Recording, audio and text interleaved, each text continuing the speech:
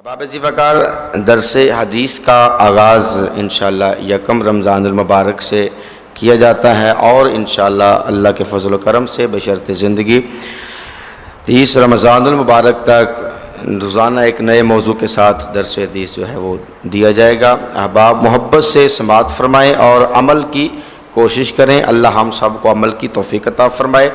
تو آئیے سب سے پہلے ہم کتاب الایمان میں سے ایک حدیث پاک جو ہے وہ پیش کرتے ہیں۔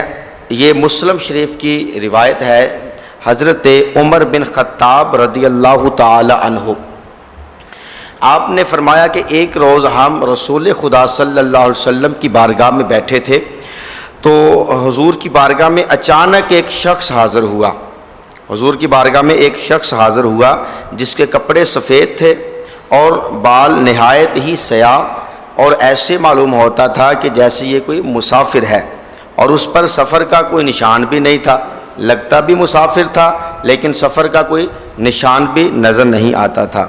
اور ہم میں سے کوئی بھی انہیں نہیں جانتا تھا۔ وہ شخص آیا اور آقا کریم صلی اللہ علیہ وآلہ وسلم آپ کی بارگاہ میں آ کر بیٹھ گیا، یہاں تک کہ وہ دوزانو ہو کر بیٹھا اور حضور کے بالکل قریب ہو گیا اور اپنے ہاتھ اپنے گھٹنوں پر رکھ لیے، اور آقا کونین صلی اللہ علیہ وسلم کی بارگاہ میں عرض کرتا ہے، یا رسول اللہ صلی اللہ علیہ وآلہ وسلم کہ اے محمد مجھ کو اسلام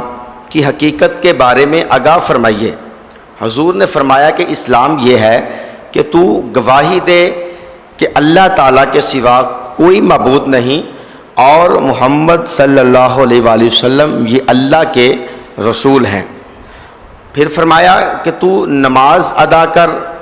زکوٰۃ دے اور رمضان المبارک کے روزے رکھ، اور خانہ کعبہ کا طواف کر، حج کر اگر تو اس کی استطاعت رکھتا ہے، طاقت رکھتا ہے۔ تو یہ شخص سن کر یہ سارے کام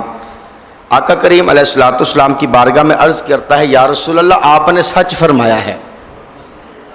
خود ہی پوچھا کہ آپ مجھ پر اسلام پیش کریں، مجھے بتائیں اسلام کیا ہے، اور خود ہی جب حضور علیہ الصلوۃ والسلام نے یہ تمام باتیں بیان فرما دی تو خود ہی کہنے لگا کہ آپ نے سچ فرمایا۔ صحابہ کہتے ہیں ہمیں تعجب ہوا کہ یہ خود ہی سوال پوچھتا ہے اور خود ہی تصدیق کرتا ہے، جی سوال بھی خود ہی کرتا ہے، دریافت بھی خود ہی کرتا ہے، اور ساتھ میں تصدیق بھی خود کرتا ہے۔ تو دوسرا سوال اس نے آقا کونین صلی اللہ علیہ وسلم کی بارگاہ میں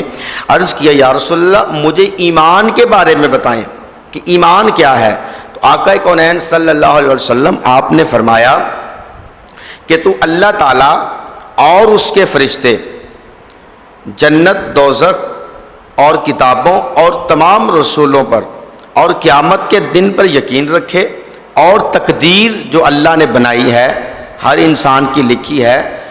تقدیر کی بھلائی کو دل سے مانو۔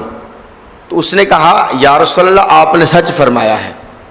اب وہ شخص یہ باتیں کر کے چلا جاتا ہے تو صحابہ کرام رضوان اللہ تعالی علیہم اجمعین عرض کرتے ہیں، یا رسول اللہ اس شخص کو پہلی مرتبہ دیکھا ہے، جو آ کر آپ سے سوال کر رہا تھا، آپ اسے جواب ارشاد فرما رہے تھے، پہلے اس شخص کو کبھی دیکھا نہیں ہے جی۔ تو یا رسول اللہ یہ کون ہے؟ تو حضور نے مسکرا کے فرمایا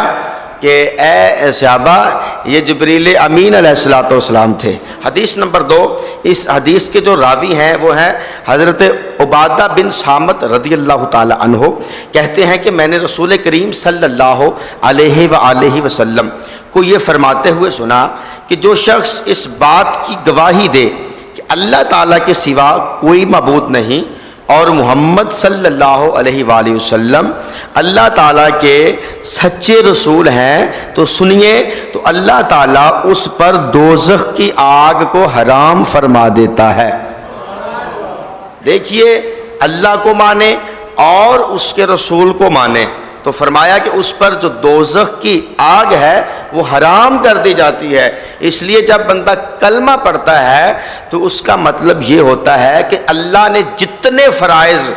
ہمیں عطا فرمائے ہیں، جو چیزیں ہم پر فرض کی ہیں ہم سب اس کو پورا کریں گے۔ اور جب محمد رسول اللہ صلی اللہ علیہ وسلم پڑھتا ہے تو آقا کونین صلی اللہ علیہ وسلم کی جتنی سنتیں ہیں، آپ کی شریعت مبارکہ ہے، اس پر عمل کرنے کا انسان پابند ہو جاتا ہے، اس پہ ہر چیز فرض ہو جاتی ہے۔ حدیث نمبر 3، حضرت انس رضی اللہ تعالی عنہ نے کہا کہ سرکار دو عالم صلی اللہ علیہ وآلہ وسلم نے خود ارشاد فرمایا کہ کوئی شخص اس وقت تک مومن نہیں ہو سکتا، کب تک؟ جب تک کہ میں اس کے ماں، باپ، بیٹے اور تمام لوگوں سے زیادہ محبوب نہ ہو جاؤں۔ اب یہ خود حضور فرماتے ہیں،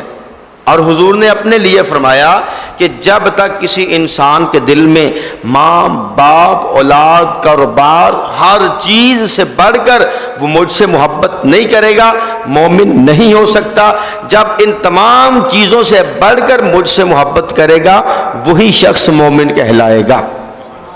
وہی شخص مومن کہلائے گا۔ اس لیے ہمیں چاہیے کہ رسول اللہ صلی اللہ علیہ وسلم سے ایسے محبت کریں جیسے حضور نے خود ارشاد فرمایا ہے۔ احباب زیبا کار، اللہ تعالی ہم سب کو سمجھنے کی، عمل کرنے کی توفیق عطا فرمائے۔